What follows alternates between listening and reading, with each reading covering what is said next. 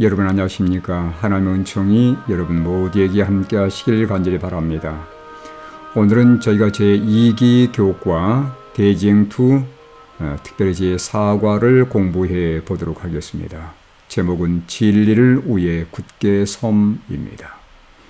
각 소재를 살펴보겠습니다. 일요일 박해받았지만 승리함, 월요일 빛은 어둠을 물리치고, 화요일 굳게 서는 용기, 수요일 종교개혁의 샛별, 목요일 소망으로 용기를 얻음, 이러한 제목들로 저희들이 말씀을 살펴보도록 하겠습니다.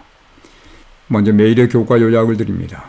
그리스도인들은 초기 박해 시대에도 그리고 중세 암흑 시대에도 하나님의 약속을 굳게 붙들고서 진리를 위해서 흔들리지 않았다고 하는 것입니다. 일요일입니다.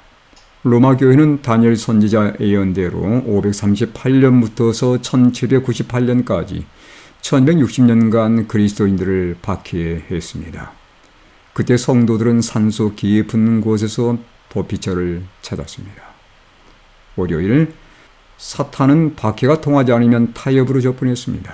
교회가 타협하여 이교의 교리들을 받아들이므로 변질을 될 때도 왈덴스인들은 말씀의 끝까지 충실했습니다. 화요일입니다. 왈덴스인들은 로마 교회의 경고에도 불구하고 사도들처럼 하나님을 전적으로 순종했습니다. 그들은 희생을 각오하고 성경의 진리를 전파했습니다. 수요일 소지입니다. 종교개혁은 성경 말씀으로 점화되었습니다. 성경 말씀을 통해서 변화를 경험한 위클립은 그 성경 말씀을 나누기 위해서 말씀 번역에 자신의 생애를 온전히 바쳤습니다. 목요일입니다. 왈덴스인들을 비롯해서 중세 순교자들이 칼을 두려워하지 않았던 것은 예수님이 그들에게 주신 영생과 부활의 약속 때문이었습니다. 이번 주 이러한 내용들로 교과를 공부해 보시길 바랍니다. 먼저 기억절입니다. 요한복음 3장 14절과 15절의 말씀입니다. 모세가 광야에서 뱀을 든 것 같이 인자도 들려야 하리니 이는 그를 믿는 자마다 영생을 얻게 하려 하심이니라. 여러분, 우리가 이 말씀의 배경을 잘 압니다. 광야를 여행하던 이스라엘 백성들이 하나님께 원망하고 불평함으로 인해서 하나님께서 결국 그들에게 불뱀을 허용하셨고 많은 사람들이 불뱀에 물려서 죽게 되었습니다. 그때 모세가 하나님께 도움을 요청했으며 하나님께서 그에게 지시를 주셨고 모세는 놋으로 뱀을 만들어서 장대 위에 메어 달았습니다. 그리고 사람들에게 외쳤습니다. 장대 위에 뱀을 바라본 자는 누구나 살 것이라고 그들에게 선포했습니다. 실제로 장대 위에 달린 그 뱀을 바라본 자들은 다 고침을 얻게 됐고 죽음에서 살아남게 되었습니다. 마찬가지입니다. 십자가의 그리스도 예수를 믿고 바라보게 될 때에 우리는 죄로부터 구원을 받게 됩니다. 예수님은 니고데모와의 대화에서 장차 예수님께서 십자가에 우리를 위해서 달릴 것인데 그 예수님을 바라본 자마다 모든 죄의 흑암에서 건짐을 받고 영원한 생명을 얻게 될 것에 대한 그 말씀을 니고데모에게 예수님께서는 반복해서 들려주셨습니다. 여러분, 기독교 역사를 살펴보면 환난과 핍박의 시기에도 그리스도인들은 박해의 칼을 보지 않았습니다. 그들은 십자가의 그리스도를 바라보고 그분의 약속을 굳게 붙잡고 진리를 끝까지 붙들며 충성했습니다. 여러분, 그 한 예가 바로 서머락교회 감독이었던 폴리캅의 마지막 순교의 장면에서 보게 됩니다. 여러분, 계시록에 등장한 7교회 가운데서 서머락교회는 제국 로마가 박해를 가했을 당시의 교회를 상징합니다. 폴리캅은 그리스도를 부인하고 로마 신들에게 분양하라는 요청을 거부했기 때문에 결국 화형을 당하게 되는데 그리스도를 부인하라는 총독에게 폴리캅은 다음과 같이 답변했습니다. 내가 86년 그리스도를 섬기는 동안 그분은 나에게 한 번도 잘못하신 적이 없었습니다. 그런데 내가 어떻게 나의 왕이요 구주이신 그리스도를 부인할 수 있겠습니까? 참으로 아름다운 충성의 답변이었습니다. 폴리캅은 화형주에 매달려서 순교를 경험하게 되었습니다. 여러분, 로마에 이어서 로마 교가 그리스도인들을 핍박하고 순교의 장소 내몰았지만 그 가운데서도 끝까지 진리를 붙든 하나님의 종들이 있었습니다. 후스와 제롬과 walden스인들이었습니다. 그들은 그들의 믿음 때문에 순교 장소에 나아갔지만 결코 그들의 믿음을 포기하지 않았습니다. 끝까지 충성했던 그들의 믿음이 오늘날 우리 모두의 믿음이 되어야 되지 않겠습니까? 또 이어보겠습니다. 그리스도인들은 가진 핍박에도 불굴하지 않고 진리에 충성했습니다. 그들이 핍박을 당한 이유는 무엇이며 또한 그들이 승리한 비결은 무엇일까요? 이루어집니다. 박해받았지만 승리함.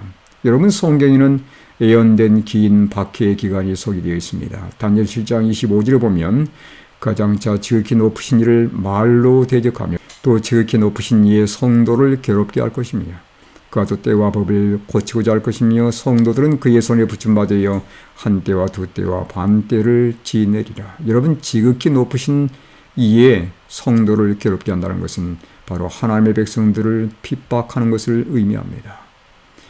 여러분, 다니엘 7장의 작은 뿔은 사탄이 성공적으로 활용했던 중세 로마 교회를 상징하는데 중세 로마 교회는 하나님의 성도들을 오랜 기간 동안 핍박했습니다. 그 핍박의 기간에 대해서 한 때, 두 때, 반 때라는 기간이 소개되어 있습니다. 여기서 때는 바로 해를 의미합니다. 다시 말하면 1년을 의미하는 것이죠. 그렇다면 한 때, 두 때, 반 때는 3년 반이 될 것이며 일수로 따지면 1260일이 됩니다. 근데 여러분, 흥미로운 것은 우리가 성경의 예언을 해석할 때는 반드시 하루를 1년으로 계산한다는 것입니다. 에스겔 4장 6절의 말씀을 참고하시면 되겠습니다. 그렇다면 한 때, 두 때, 반 때, 즉 1260일은 예언 해석상 1260년이 되는 것입니다. 여러분, 이 1260년 기간 동안 하나님의 교회는 핍박을 받았지만 하나님께서는 이 기간 동안에 당신의 교회를 어떻게 보호하셨는지에 대해서 계시록 12장 6절에 이렇게 말씀하고 있습니다. 그 여자가 광야로 도망하며 거기서 1260일 동안 그를 양육하기 위하여 하나님께서 예비하신 곳이 있더라. 여러분, 대쟁투 65쪽과 66쪽의 말씀을 참고하시기 바랍니다. 하나님께서 어떻게 그들을 핍박의 기간 동안 보호하셨는지에 대한 영감의 글이 되겠습니다. 첩첩이 쌓인 산악들의 높은 성체들은 여러 세기를 통하여 박해를 받고 압박을 받는 사람들의 피난처가 되었다. walden스인들은 거기서 은신처를 얻었다. 이곳에서 중세기의 암흑을 뚫고 진리의 횃불이 계속하여 타올랐다. 이곳에서 천여 년 동안 진리의 증인들은 예초부터 물려받은 믿음을 지켜왔다. 중세 로마 교회의 1260년간의 박해는 과연 언제부터 시작되었으며 언제까지의 기간일까요? 다니엘 7장 20절의 말씀을 참고해 보겠습니다. 또 그것의 머리에는 10뿔이 있고 그 외에 또 다른 뿔이 나오매 세 뿔이 그 앞에서 빠졌으며 그 뿔에는 눈도 있고 큰 말을 하는 입도 있고 그 모양이 그의 동류보다 커 보이더라 라고 말씀합니다. 여기 또 다른 뿔이 나온다고 말씀하는데 이 뿔은 작은 뿔을 의미하며 결국은 중세 로마 교회를 상징합니다. 이 중세 로마 교회가 세 뿔, 즉 세 나라를 제거할 것이 이 다니엘 7장 20절에 예언되어 있습니다. 그 세 뿔은 어떤 국가들이었습니까? 로마 교회가 정치적 세력으로 부상하는 데 있어서 장애물이 되었던 세 부족 국가인 헤룰라이와 반달과 동고트를 의미합니다. 그런데 그 마지막 장애물이었던 동고트가 제거된 때가 바로 서기 538년이었는데 그때로부터 로마 교회는 유럽에서 종교적, 정치적 권세를 확보하게 된 것이죠. 여러분, 도표를 살펴보도록 하겠습니다. 1260년은 538년에 시작해서 1798년까지의 기간입니다. 538년에 어떤 일이 있었다고요? 동고토가 제거되면서 로마 기반이 확립된 때가 538년입니다. 그리고 이 기간은 언제까지 이어지냐면 로마 교황권이 몰락하던 해인 1798년까지 지속되는데 여러분, 이때 어떤 일이 있었습니까? 로마 교회가 주름을 잡던 시기를 중세 암흑 시기라고 부르는데 그 암흑기는 1798년 나폴레옹의 장군 베르티에가 교황을 체포하면서 끝이 나게 됩니다. 그래서 기나긴 1260년의 애연의 기간은 1798년에 마감되는 것을 보게 됩니다. 이 기간에 수많은 그리스도인들이 그들의 신앙 때문에 순교를 당했습니다. 그런데 그들이 비록 죽음은 당했지만 예수님과 진리에 대한 그들의 충성심을 결코 빼앗지는 못했다고 하는 것입니다. 토해 보겠습니다. 그리스도를 믿는 믿음 때문에 가족들이나 친구들부터 어려움을 당한 적이 있습니까? 그 순간들을 어떻게 이기셨는지요. 월요일 소지입니다. 빛은 어둠을 물리치고. 여러분, 유다서는 거짓 교사들의 가르침에 주의할 것을 이렇게 당부하고 있습니다. 유다서 1장 3절로 4절의 말씀입니다. 사랑하는 자들아, 성도에게 단번에 주신 믿음의 도를 위하여 힘써 싸우라는 편지로 너희를 권하여야 할 필요를 느꼈노니. 여러분, 3절에 보시면 성도에게 단번에 주신 믿음의 도를 끝까지 지키면서 포기하지 말라는 당부의 말씀입니다. 4절 보시면 이는 가만히 들어온 사람 몇이 있으니라. 거짓 교사들이 교회에 침입하는 것에 대한 언급이고요. 그들은 경건하지 아니하여 우리 하나님의 은혜를 도리어 방탕한 것으로 바꾸고 홀로 하나이신 주제 곧 우리 주 예수 그리스도를 부인하는 자니라. 말씀드린 대로 유다서는 거짓 교사들이 교회에 들어와서 도덕적 방탕을 조장하고 그리스도를 부인할 것을 예고하면서 믿음의 도를 위해서 싸우라고 고민하는 내용입니다. 여러분, 유다서의 경고는 그 당시뿐만이 아니라 중세 시대의 교회에도 적용이 되는데, 중세 시대는 어느 때보다도 이교의 관습과 인간의 전통이 유행했던 때입니다. 예수님을 중보자로 소개하지 않고 사람이 중보자의 위치를 가로챈 그 시기가 바로 중세 시기였습니다.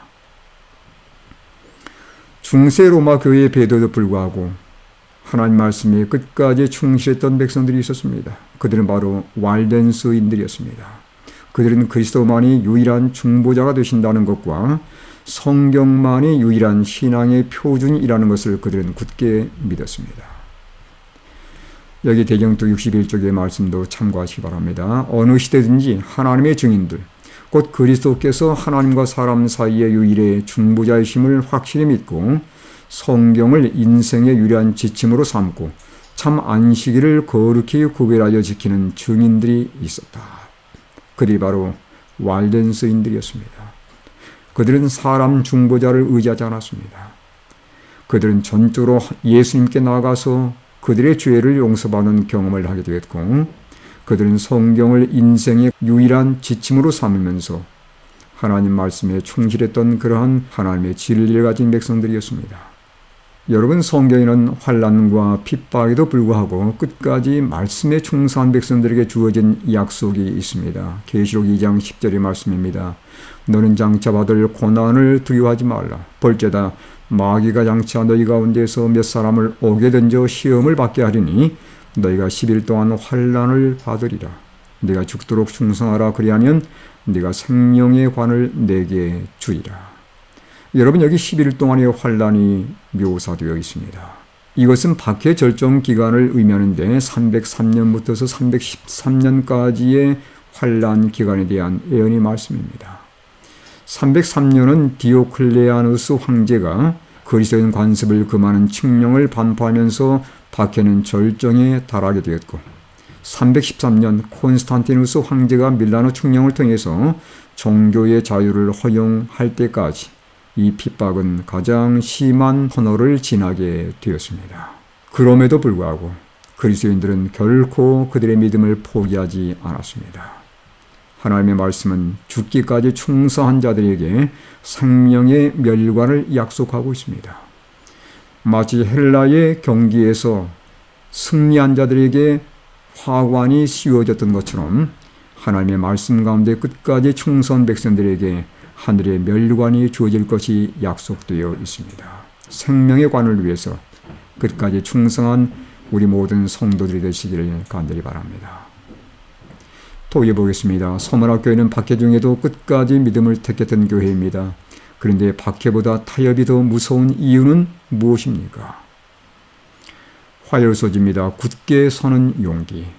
여러분, 우리가 아는 것처럼 사도들도 많은 어려움을 겪었습니다. 하나님의 복음을 증거하면서 그들은 옥에 갇히기도 하고 때로는 위협을 받기도 했지만 그들은 결코 하나님 말씀을 증거하는 것을 포기하지 않고 끝까지 믿음을 간직했습니다. 사도행전 5장 28절로 29절의 말씀입니다. 이르되 우리가 이 이름으로 사람을 가르치지 말라고 엄금하였으되 너희가 너희 가르침을 예루살렘에 가득하게 하니 이 사람의 피를 우리에게로 돌리고자 함이로다. 베드로와 사도들이 대답하여 이르되 사람보다 하나님께 순종하는 것이 마땅하니라. 여러분, 제자들은 예수의 이름으로 가르치지 말라는 유대교 지도자들의 경고와 위협과 투옥에도 불구하고 그들은 담대하게 이렇게 답변했습니다. 사람보다 하나님께 순종하는 것이 마땅하니라. 여러분, 이러한 정신이 종교개혁을 이끈 정신이었습니다. 여러분, 사도행전 68쪽에 보면 이렇게 말씀합니다. 예수의 이름으로 더 이상 말하지 말라는 명령에 답하여 하나님 앞에서 너희의 말을 듣는 것이 하나님의 말씀을 듣는 것보다 옳은가 판단하라고 선언하였던 때에 제자들이 가졌던 그 담대한 원칙은 종교개혁 시대의 복음을 고수하던 자들이 고수하려고 투쟁하던 그 원칙과 동일하다는 것입니다. 여러분, 왈덴시인들과 개혁자들은 사도들의 그 정신을 그대로 이어받은 사람들이었습니다. 비록 어려운 환경이었고 말씀을 증거하는 것 때문에 그들이 순교장소에 불려나가야 되는 그러한 위협이 있었지만 그들은 포기하지 않았습니다. 교과 56쪽에 보면 왈덴시인들과 종교개혁자들의 두드러진 신앙의 특성을 이렇게 소개하고 있습니다. 하나님에 대한 절대적인 충성, 성경의 권위에 대한 순종, 교황이 아닌 그리스도의 최상권만을 인정하는 헌신이었다. 그들의 마음은 신약 성경의 믿음과 용기의 이야기로 충만히 있었다. 여러분, 그래서 그들은 어떤 위협에도 불구하고 그들의 신앙을 포기하지 않았고 그들이 가진 믿음을 나누는 일에 결코 소홀히 하지 않았다고 하는 것입니다. 여러분, 여기에서 우리가 왈덴시인들의 신앙을 잠깐 간추려 보도록 하겠습니다. 그들은 사람과 교회의 전통을 따르기보다 하나님의 말씀의 진리를 따르기로 선택했습니다. 그들은 자국으로 필사한 성경을 소지한 최초의 무리들이었습니다. 그들은 이탈리아 북부와 프랑스 남부에 있는 산골에서 비밀리에 성경을 필사했습니다. 청소년들은 어린 시절부터 부모들로부터 성경 구절을 암송하도록 가르침을 받았습니다. 또한 그들 다수가 성인이 되어서 유럽 전역을 돌아다니며 성경 진리를 전했고 대학에 진학해 해서 동료 학생들에게 성경 일부를 나누기도 하였습니다. 이렇게 성경을 나눠주다가 희생을 당하기도 했지만 말씀을 나눔으로 진리의 말씀을 온전히 보존하는 하나님의 충실한 백성들이 되었다는 것입니다. 그들의 헌신 때문에 오늘날 우리에게까지도 하나님의 말씀이 이르게 된 것 아니겠습니까? 도의해 보겠습니다. 왈덴시인들은 생명을 희생하면서까지 진리를 선포했습니다. 나는 진리의 말씀을 누구와 나누기 원합니까? 요즘은 진리를 선포하는 것이 왜 어렵다고 느끼시는지요? 수요소지입니다. 종교개혁의 샛별입니다. 여러분, 종교개혁은 성경 연구로부터 시작되었다고 말씀드릴 수 있습니다. 종교개혁자들은 성경을 연구하고 성경을 증거하는 것을 그들의 가장 큰 기쁨으로 삼았기에 그들은 능히 종교개혁에 앞장설 수가 있었습니다. 성경 말씀을 살펴보겠습니다. 시편 19편 8절에 보면 여호와의 교훈은 정직하여 마음을 기쁘게 하고 여호와의 계명은 순결하여 눈을 밝게 하도다. 여러분, 성경 말씀은 우리의 마음을 기쁘게 하는 은혜를 제공한다고 말씀하고 있습니다. 예레미야 15장 16절입니다. 만군의 하나님 여호와시여, 나는 주의 이름으로 일컬음을 받는 자라. 내가 주의 말씀을 얻어먹었사오니 주의 말씀은 내게 기쁨과 내 마음의 즐거움이여라. 여러분, 성경을 연구하는 자들은 이런 놀라운 보상을 경험할 수 있었습니다. 가장 큰 기쁨이 되었고 그들의 마음속에 가장 큰 즐거움이 되었다고 하는 것이죠. 시편 119편 140절도 이렇게 말씀합니다. 주의 말씀이 심히 순수함으로 주의 종이 이를 사랑하나이다. 그들이 말씀을 사랑한 결과 종교개혁의 선두주자들이 될 수 있었다고 하는 것입니다. 여러분, 교과에도 보면 58쪽에 종교개혁자들이 말씀을 어떻게 대했는지를 이렇게 기록해주고 있습니다. 종교개혁자들은 모두 하나님의 말씀을 기뻐했다. 그들은 하나님의 뜻을 행하는 것을 기뻐했고 하나님의 율법을 사랑했다. 종교개혁의 가장 중요한 기초가 되는 진실은 성경 연구가 주는 기쁨이었다. 성경 공부는 어렵고 힘든 일이 아니었다. 그것은 의무적인 요식행위나 지겨운 요구사항이 아니라 기쁨이었다. 그들은 성경을 공부하면서 성령의 능력으로 변화되었다. 여러분, 성경이 그들을 변화시켰고 성경 연구는 그들의 삶 속에 가장 큰 기쁨이 되었습니다. 성경 공부는 결코 지겨운 일이 아니었고 힘든 일이 아니었습니다. 그들은 여러 시간 동안 성경 말씀을 펴면서 하나님의 뜻을 구했고 기쁨과 즐거움의 원천이 되었다고 하는 것입니다. 여러분, 루터의 경우도 살펴보겠습니다. 쟁투 123쪽에 보면 루터는 조그만 틈이라도 있으면 연구를 게을리하지 아니하였으며 잠자는 시간과 식사하는 시간까지도 매우 아꼈다. 그는 무엇보다도 성경 말씀을 연구하는 데서 기쁨을 누렸다. 종교개혁자들과 이 하나님의 충성된 백성들이 얼마나 말씀을 사모했고 얼마나 진지하게 말씀을 연구했는지를 우리에게 소개해주고 있습니다. 여러분, 종교개혁의 샛별이라고 불리는 위클립에 대한 내용을 잠깐 소개해 드리도록 하겠습니다. 위클립은 인격은 성경이 사람을 교육시키고 변화시키는 능력이 있는 것을 증명해주는 좋은 예증이 된다. 성경이 그로 하여금 그러한 인물이 되게 하였다. 여러분, 위클립의 성경을 완전히 변화시킨 것은 바로 하나님의 말씀이었다는 것입니다. 위클립뿐만이 아닙니다. 누구든지 성경을 깊이 연구하고 성경을 사랑하게 되면 이러한 놀라운 능력을 경험하게 될 것입니다. 여러분, 쟁투 94쪽의 말씀을 참고해 보시기 바랍니다. 첫 번째, 성경은 사람의 모든 기능의 새로움과 활기를 주며 둘째로 마음을 넓혀주고 이해력을 높여주고 판단력을 성숙하게 해줍니다. 세 번째, 사상과 감정과 욕망을 정화시켜주며 네 번째, 견인 불발의 정신과 인내와 용기와 굳센 믿음을 제공해 줍니다. 그리고 다섯 번째로 성경 연구는 품성을 정연하고 심령을 거룩하게 해준다는 것입니다. 따라서 성경을 연구하는 자마다 그들의 삶 속에 놀라운 변화를 경험할 수밖에 없는 것이죠. 우리는 얼마나 성경을 가까이 대하며 얼마나 성경을 열심히 연구하고 있는지요. 위클립은 성경 말씀을 연구하는 것에서 기쁨을 얻었을 뿐만 아니라 이것을 증거하기 위해서 그는 부단한 노력을 기울였습니다. 디모데후서 2장 2절의 말씀을 참고하시기 바랍니다. 또 내가 많은 증인 앞에서 내게 들은 바를 충성된 사람들에게 부탁하라. 그들이 또 다른 사람들을 가르칠 수 있으리라. 여러분, 이 말씀에 마치 기초한 것처럼 위클립은 다른 사람들도 성경을 공부하고 다른 사람들에게 성경을 가르치도록 하기 위한 발판을 놓은 사람입니다. 어떤 의미입니까? 성경 말씀을 나누고자 말씀 번역에 평생을 바친 사람이에요. 그는 최초로 성경을 영어로 번역한 사람이 되었습니다. 그가 이렇게 성경 번역에 일생을 바친 이유는 첫째, 살아계신 예수님이 말씀을 통해 자신을 변화시켰기 때문이며 둘째는 그리스도의 사랑이 그가 발견한 진리를 타인에게 나누도록 강권했기 때문이라는 것입니다. 그래서 그는 성경 말씀을 깊이 연구한 끝에 이 말씀을 사람들에게 나누고 그들도 말씀을 통해서 자신과 똑같은 변화를 경험하도록 하기 위해서 그런 말씀을 번역하는 일에 그의 남은 모든 생애를 바치게 된 것입니다. 이래서 위클립 성경, 영어 성경이 탄생하게 된 것입니다. 또 보겠습니다. 성경은 사람을 변화시키는 힘이 있습니다. 나는 매일 성경을 어떻게 그리고 얼마나 읽는지 서로 나눠보십시다. 내 삶의 변화를 준 말씀은 무엇인지 서로 얘기해 보시기 바랍니다. 목요일 소지입니다. 소망으로 용기를 얻음.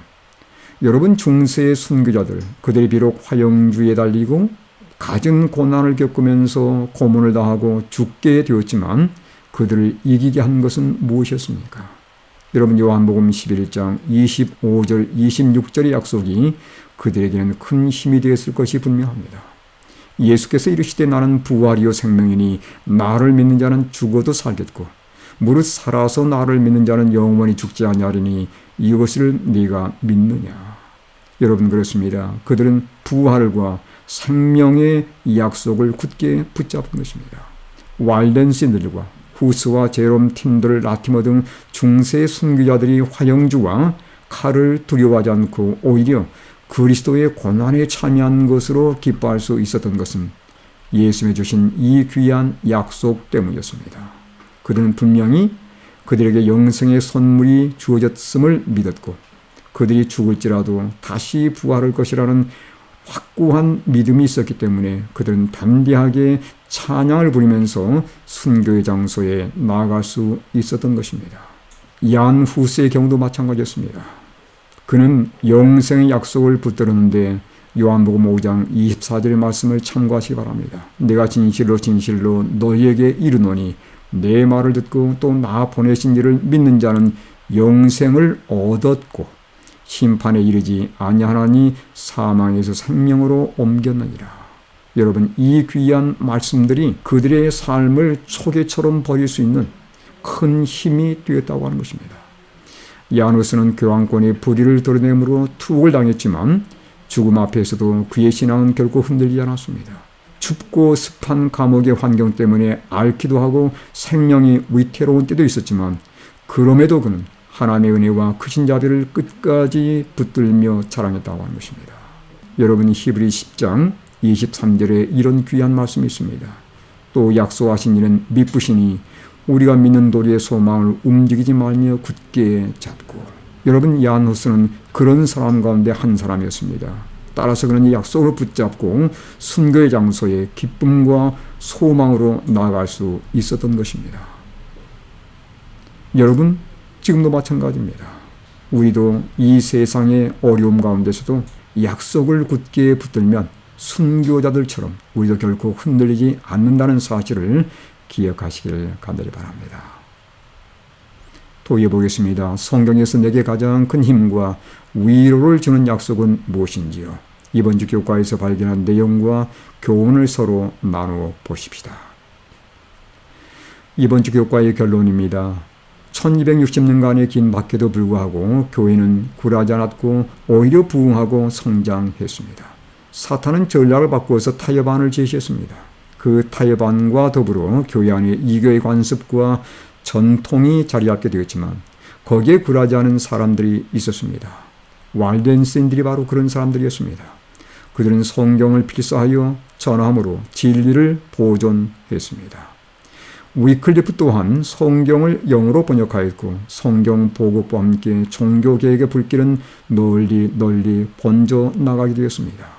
왈덴신들이나 중세 순교자들은 비록 진리 때문에 박해를 받았지만 그들은 영생과 부활의 약속을 굳게 붙잡고 끝까지 충성한 백성들이 되었습니다. 사랑하는 여러분, 오늘 우리에게는 귀한 성경의 말씀이 있지 않습니까? 여러분, 오늘 이 성경에 우리에게 제시해준 약속들을 굳게 붙잡고 어떤 시련과 도전이 우리에게 만날지라도 흔들지 않고 끝까지 믿음에 충성하시는 모든 성도님들이 될 수 있게 되길 간절히 바랍니다. 이번 한 주간도 하나님의 은혜가 함께 하시길 바라면서 교과를 마치겠습니다.